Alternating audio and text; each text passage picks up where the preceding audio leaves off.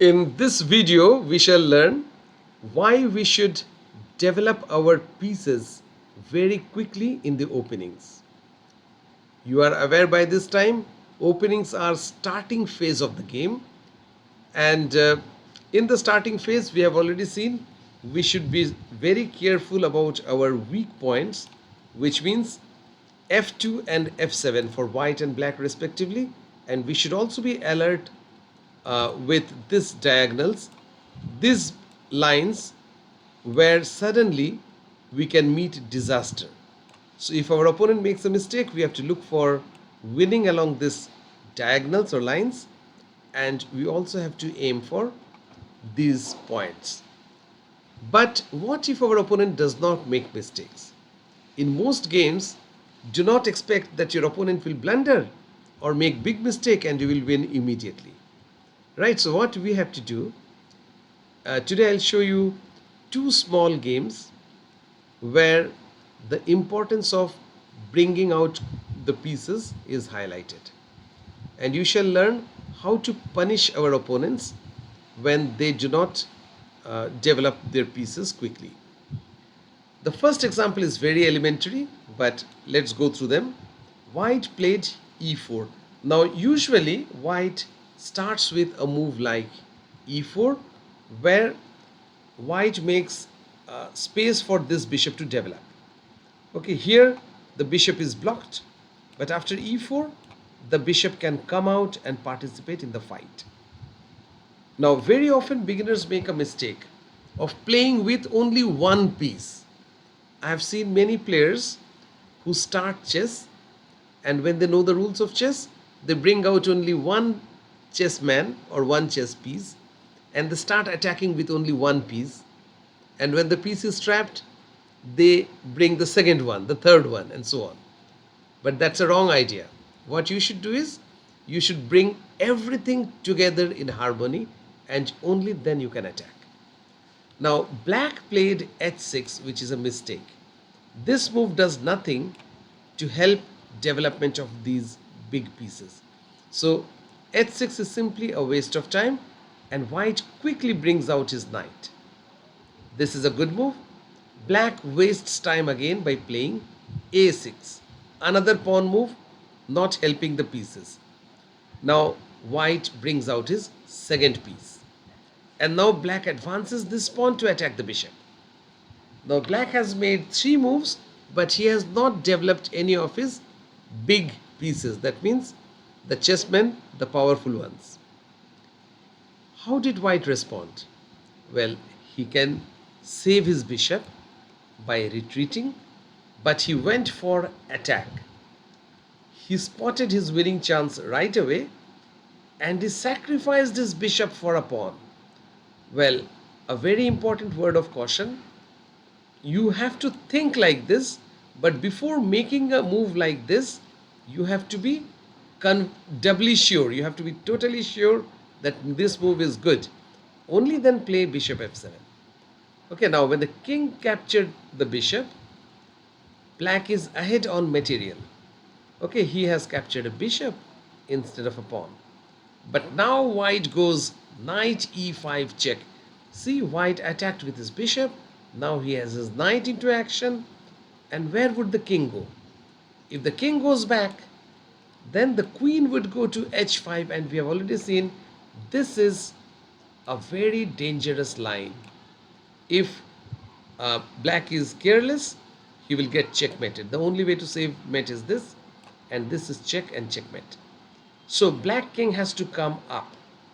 It came up to e6, and white now played queen g4 check. Now white has brought his queen out into action. A knight and a queen are attacking a single king. And look at black's chessmen. Black's pieces, they are all on the back rank doing nothing. Now where would the king go? If the king moves to f6, white will play queen f5 check and checkmate. The queen is supported by the pawn. The king cannot capture either this or this. Now if the king goes this way to d6, white would play knight f7, attacking the king, attacking the queen. and winning the queen basically. So white would be winning the game. Therefore, black captured the knight and white played queen f5 check. Now look at this position. White has sacrificed his bishop. Now he has given up his knight. Black thinks that he would win if he manages to defend, because he has an extra knight, extra bishop. But then unfortunately for him, white will checkmate the black king immediately. The king went back. The queen landed on d5 supported by the pawn, and now the king is checkmated. Had the king gone to d4, the result would be the same, queen d5 check and checkmate. So this is how white won the game, and white won the game because black ignored development. He didn't develop or bring out any of his pieces. Now chess is like a war game. You have to utilize your whole army to attack. You can't send one soldier while the rest of the army are sitting at home. Okay, now let's go through another example. This one is taken from a game which was played between two famous players. The player with white chessmen is Bird. His name is Bird, B-I-R-D. He was one of the leading players from England, and this game was played in 1892. The player with black pieces is Emanuel Lasker, who went on to become world champion. He is one of the legends of chess. He went on to become world champion a few years later. So this game was played between Bird and Lasker. Lasker is black and Bird is white. E4, E5. Now black plays much better. He wants to bring out his pieces just like white. And white doesn't bring out pieces. Rather, he advances another pawn. Now this is also a good move because this opens this diagonal for the bishop. Black captured this pawn, and now we shall learn a very important concept, that is white preferring to develop instead of recapturing. So white says, I'm happy being down on material, but I want my chessmen to be very active and attacking. So he offers a pawn instead of recapturing this pawn with a queen.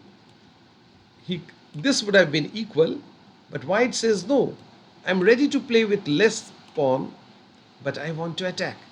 So black says, thank you, I captured your pawn. White says bishop c4. Now a bishop comes out. Black says, thanks, I'm capturing your third pawn. So black is 3 pawns up.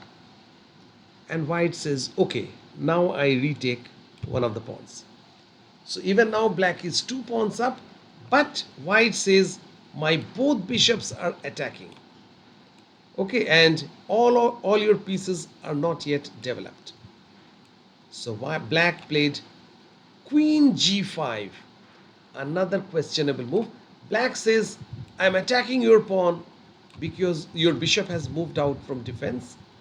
So why not attack your pawn?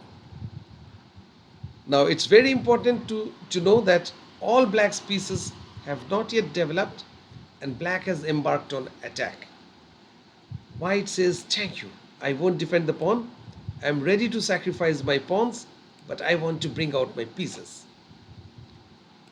Black says, I'm capturing this pawn and attacking your rook. Well, this knight is protected by the queen, but this rook does not have support. So white moved his rook sideways. Supported by the knight, he is attacking the queen. Now, if you look at the position carefully, this rook has started participating in attack. He's on open line. The knight has come out. This bishop has come out. This bishop has come out. So we have 4 chessmen in attack compared to only 1 by black, and that too is being chased away.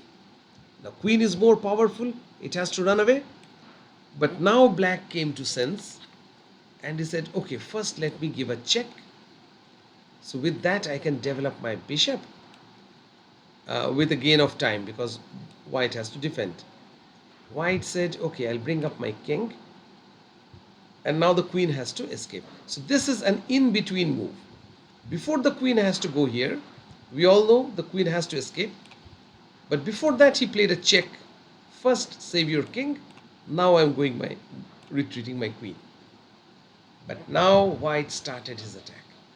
White is 3 pawns down. He took this check. Another bishop sacrifice. Now, if the king captures the bishop, we will have knight g5 check and attacking the queen as well.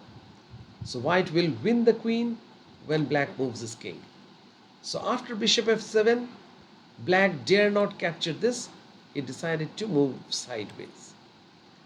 Now white captured the second pawn. He was 3 pawns down. Now he is making up his disadvantage. Now he has made up 2 pawns. He has recovered 2 pawns. He is attacking a full rook. Now it's white who is on the verge of attacking and winning. Black moved his knight. Now white can easily capture the rook and hope that he will win in the long run. But he decided to go knight g5 instead, attacking the queen. When the queen moved, the knight landed on e6 check. And black cannot capture the knight because the pawn is pinned. The queen is checking the king. King can't move anywhere. It is checkmate. Now, even in the final position, we see a partnership between the queen, which is contributing, the knight, the bishop, which is preventing king's escape. And thanks to this bishop, the queen could not have escaped that side previously. So we have all the pieces participating in attack, while black kept on running here and there. So this is a typical example of why you should bring out your pieces quickly and attack the opponent king or wherever you get opportunity. Okay, and please do not ignore bringing out your pieces. Your condition will be similar to what happened to the great Emanuel Lasker in this game. Of course, Lasker was a quick learner, so he learned all the tricks of how not to lose in chess and later went on to become one of the greatest world champions ever. Okay, in the next classes, we shall keep on recurring these themes of how to bring out the pieces quickly, from where to bring out the pieces, and all the other stuff related to openings. Thanks for watching.